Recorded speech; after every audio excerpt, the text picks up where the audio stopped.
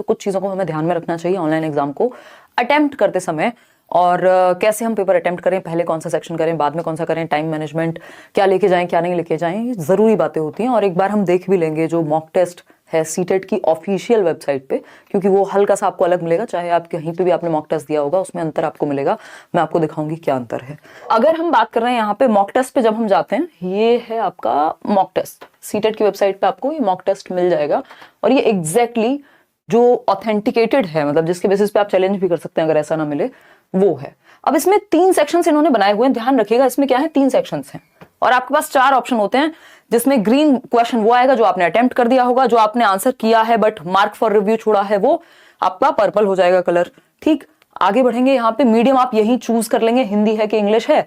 वैसे आप कोई भी चूज कर लीजिए, उससे फर्क नहीं पड़ता, क्योंकि अंदर भी आप मीडियम चेंज करके देख पाएंगे क्वेश्चंस को, ठीक है ना।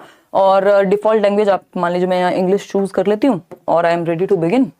और जब हम बात करते हैं शुरुआत की, अब देखो इसमें ना ये सेक्शंस हैं 3, इसको ध्यान में रखना है, क्योंकि लैंग्वेज के चक्कर में पहले प्राचीन काल से सीटेट में नंबर कटते हुए आए लोगों के, पूरा पूरा सेक्शन गलत कर देते हैं, 60-60 नंबर गायब हो जाते हैं। क्योंकि मान लीजिए आपको इंग्लिश लैंग्वेज 1 भरनी थी, आपने लैंग्वेज 2 भर दी, फिर आप क्या करेंगे, फिर आपको हिंदी भरनी थी लैंग्वेज 1, वो आपने 2 भर दी।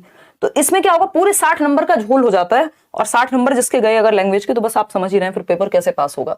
तो इसमें 3 सेक्शन इन्होंने बनाए हुए हैं, इसको समझना जरूरी है। एक सेक्शन है आपका AAT 20, जो भी मतलब इसका नाम भी छोड़ दें अगर हम, तो एक सेक्शन में क्या है, 3 सब्जेक्ट हैं, CDP है, मैथ्स है और EVS है। अब जैसे ये CDP है, ये पता है आपको करना ही है कंपलसरीली, तो हिंदी में आप इसको कन्वर्ट करके कर लीजिए, इंग्लिश में कर लीजिए, कोई दिक्कत नहीं है। दूसरा जो सेक्शन है, तो ये फर्स्ट सेक्शन तो कंपलसरी ही है, क्योंकि इसमें CDP यानी बाल विकास है, गणित है और EVS है। आप एक तरफ से भी पेपर सॉल्व करते हुए जा सकते हैं, या फिर आप CDP पहले करके और हिंदी इंग्लिश पे डायरेक्ट जा सकते हैं। बट वो लोग करिएगा ये ज्यादा उछल कूद जिन्होंने ऑनलाइन मॉक टेस्ट की प्रैक्टिस ज्यादा की हुई है, अदरवाइज तो एक तरफ से पेपर सॉल्व करते हुए चलना, क्योंकि ऑफलाइन में कंफ्यूजन नहीं होती थी, ऑनलाइन में कंफ्यूजन की संभावना है। ठीक, लेकिन मैथ्स पे अटके नहीं रह जाना है कि लैंग्वेज का टाइम ही ना बचे। ठीक, तो हम एक सेक्शन है जिसमें 3 सब्जेक्ट हैं जो करने ही करने हैं। दूसरा सेक्शन है इसमें जिसमें लैंग्वेज 1 दी हुई है, और तीसरे सेक्शन में लैंग्वेज 2 दी हुई है। इसको ऐसे समझेंगे, मान लीजिए आपके पेपर में क्या है, 3 सेक्शन है, 3 सेक्शन है। ठीक, इस तरह के 3 सेक्शन उन्होंने दिए हुए हैं। ठीक, एक सेक्शन है कॉमन सेक्शन, ये है आपका कॉमन सेक्शन जिसको 1 कह रहे हैं। इसमें 3 सब्जेक्ट हैं जो तो करने ही हैं आपको।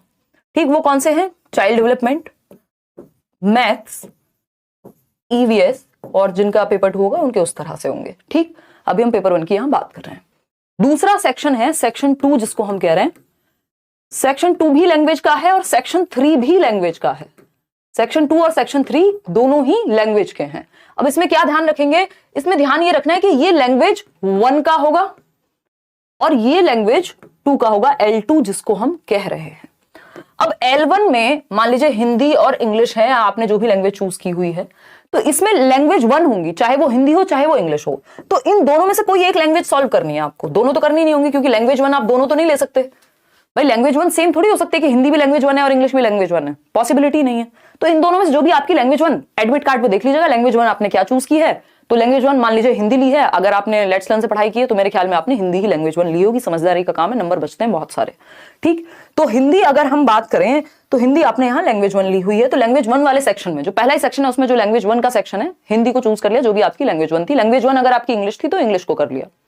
अब जो ये तीसरा सेक्शन है, ये सीटेट की वेबसाइट पे दिया हुआ है, जो तीसरा सेक्शन है इसमें लैंग्वेज 2 होंगी, चाहे वो हिंदी हो चाहे वो इंग्लिश हो, दोनों ही लैंग्वेज 2 है। तो आपको पता होना चाहिए कि आपकी लैंग्वेज 2 यदि इंग्लिश है तो ये तीसरे सेक्शन में से करेंगे, L2 वाले सेक्शन में से।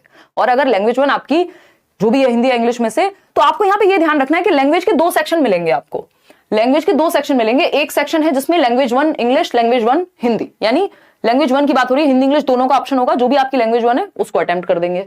और दूसरा जो है आपका वो ऑप्शन है जिसमें लैंग्वेज 2 है, अब वो हिंदी है और इंग्लिश है, वहां पे ऑप्शन मिल जाएगा, आपको अपने हिसाब से देखना है जो भी आपने भरा हुआ है एडमिट कार्ड में। अगर आपने गलत सेक्शन सॉल्व कर दिया तो आपके नंबर, आपका समय, आपकी मेहनत सारी व्यर्थ है। तो बस इतना ध्यान रखना है कि जिस भी लैंग्वेज को, क्योंकि इतना मुश्किल नहीं है, ये मैंने और बहुत खोल के बताया इसलिए कई लोगों को कंफ्यूजन लग सकता है। अदरवाइज आपको देखना है लैंग्वेज 2 हिंदी लिखा हुआ है, तो आपकी लैंग्वेज 2 यदि हिंदी है तभी आप इसको अटेम्प्ट करिए, नहीं तो छोड़ दीजिए। आपको सिर्फ 2 सेक्शन सॉल्व करने हैं, लैंग्वेज के 4 सेक्शन आएंगे पेपर में, आपको उनमें से 2 चूज करने हैं, आपकी जो लैंग्वेज 1 है और जो लैंग्वेज 2 है उसका ध्यान में रखते हुए। तो अगर लैंग्वेज 2 हिंदी है तो लैंग्वेज 2 अटेम्प्ट कर देंगे, अगर लैंग्वेज 2 इंग्लिश है तो लैंग्वेज 2 इंग्लिश करेंगे। क्लियर है इतनी बात? अब मान लीजिए आप जब पेपर सॉल्व कर रहे हैं, सीडीपी से कोशिश कीजिएगा कि शुरू करें, क्योंकि पहला क्वेश्चन यहीं से शुरू होगा और इसमें क्वेश्चंस लेंथी होते हैं, बट आपकी सबसे ज्यादा तैयारी भी यही होती है। हम लोग अगर बात करें तो आप लोग 47 लाख के करीब लोग, मतलब मिलियंस में लोग जो हैं, अभी जो इस बार वाली महा मैराथन कराई थी 4 सेक्शन में, उसको देख चुके हैं। तो मैं मानती हूं कि आपकी सीडीपी की तैयारी तो जबरदस्त हुई होगी। ठीक, तो अगर हम ये देखें, मान लीजिए पहला क्वेश्चन है, सेलेक्ट कर लेते हैं एक ऑप्शन, सेलेक्ट कर लेते हैं ये वाला बी ऑप्शन और सेव एंड नेक्स्ट करना है। टोटल सबमिट नहीं करना, वो पूरा पेपर कंप्लीट होने के बाद करना है। सेव एंड नेक्स्ट करना है, यहां से टोटल सबमिट नहीं करना। अब मान लेते हैं इसमें मार्क्ड फॉर रिव्यू और answered and marked for review. ये जो answered and marked for review वाला ऑप्शन है ना, जिसने ये लगाया हुआ है, उसके लिए वो आंसर जो है अपने आप मार्क हो जाएगा। लेकिन जो नॉर्मली मार्क फॉर रिव्यू का यहां ऑप्शन आ रहा है, इसका आप ध्यान रखिएगा। अगर ये ऐसा हुआ कि आपने जस्ट मार्क करके छोड़ दिया तो क्वेश्चन हो सकता है इसमें लास्ट में अगर आप भूल गए इसको आंसर करना तो दिक्कत हो जाएगी। तो क्वेश्चन कोशिश कीजिएगा कि मार्क फॉर रिव्यू जिसको कर रहे हैं उसको लास्ट में आके फाइनली अटेम्प्ट कर दें, ताकि श्योरिटी रहे, नहीं तो ग्रीन मार्क आ ही जाएगा। तो ये एक बेसिक सी बात हुई। यहाँ टाइम का विशेष ध्यान रखना है, उल्टा टाइम चलता है, हमें आदत नहीं होती उल्टा टाइम देखने की। ये 145 मिनट यानी 5 मिनट हो गए मुझे बात करते हुए, ये 150 मिनट पे शुरू हुआ था। तो 120 मिनट तक आपको एक सेक्शन, फिर 90 मिनट तक दूसरा सेक्शन, फिर 60 मिनट तक तीसरा सेक्शन, 30 मिनट तक चौथा और फिर 30 से 0 तक आपको 5वां सेक्शन अटेम्प्ट कर। अब हम अटेम्प्ट कैसे करें? देखो, एक इसमें चीज बहुत ध्यान में रखने वाली है कि 150 मिनट्स हैं और 150 क्वेश्चंस हैं, नेगेटिव मार्किंग कोई है नहीं। तो इसमें यह ध्यान रखना है कि टाइम उल्टा चलता है, 149 मिनट होगी, फिर 148 मिनट होगी। तो ये जो 5 सेक्शन है इनमें आपको डिवाइड कर लेना है। 5 सेक्शन में अगर आप देखोगे तो आपके पास 30-30 मिनट होती है हर सेक्शन को सॉल्व करने के लिए। तो उस केस में आपको पता होना चाहिए कि भाई 150 से 120 मिनट जब तक होंगी तो मेरा फर्स्ट पार्ट या कोई भी एक सेक्शन कंप्लीट हो जाना चाहिए। सीडीपी है, मान लीजिए सबसे पहले सीडीपी कर रहे हैं तो वो पार्ट 1 कंप्लीट हो जाए। फिर अगर हम बात कर रहे हैं, फिर बचेंगे आपके पास 90 मिनट, फिर आपके पास बचेंगी 60 मिनट, फिर आपके पास बचेंगी 30 मिनट, फिर आपके पास बचेंगी 30 मिनट।